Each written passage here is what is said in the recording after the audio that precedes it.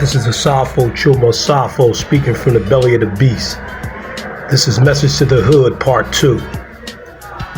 Our great insurgent scholar Frantz Fanon once stated that each generation must, out of relative obscurity, discover its mission and either fulfill it or betray it.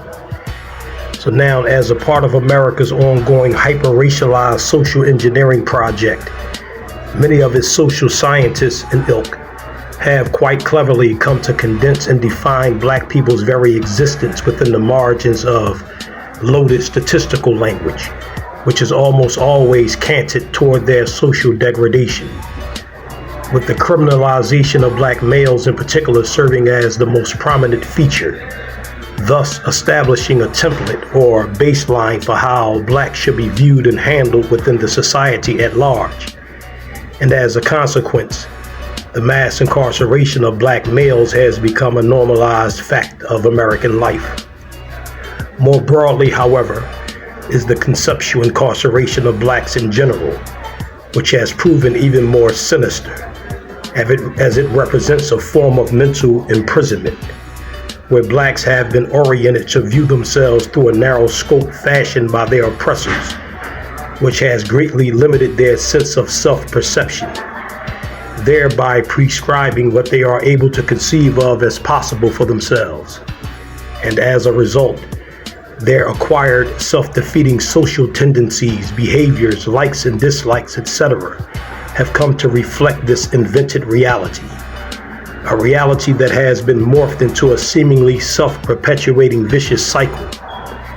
And with this vicious cycle of antipathy, self-antipathy, I should say, being played out on the ground and in real time, the oppressor gets to hide behind his Wizard of Oz-like curtain of deception, while maintaining the conditions responsible for such abnegating behavior.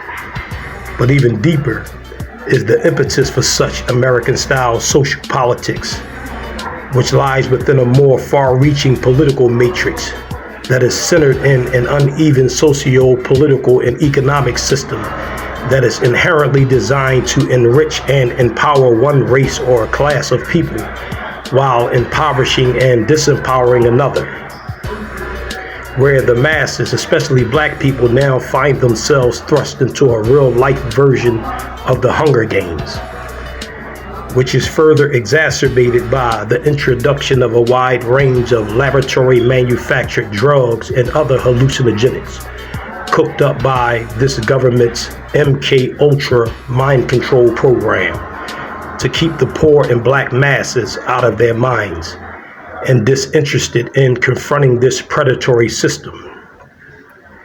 And with the ever-increasing rise of artificial intelligence, the black masses are becoming more and more obsolete, making their open extermination a necessary evil of the U.S. empire, which includes weaponizing black people against themselves.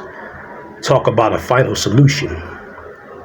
To this, insurgent scholar and ancestor, Dr. Amos Wilson once informed us that the violently oppressed react violently to their oppression. When their reactionary violence, their retaliatory or defensive violence cannot be effectively directed at their oppressors or effectively applied to their self-liberation, it then will be directed at and applied destructively to themselves. This is the essence of black-on-black violence, end quote. So, to the conscious brothers and sisters, the black radicals, the African-centered, the revolutionary nationalists, and so forth, when are we going to follow the actions of our continental brothers and sisters in Niger, Mali, Burkina Faso, and others, and cross the threshold of fear, egos, posturing, and straight-up bullshitting, and really organize around concrete revolutionary ideas and actions? If we fail to build the resistance now, it is we who would be guilty of betraying our mission and the generations that are to carry it forward. We need to think this over. The new African Blood Brotherhood is here. Awu.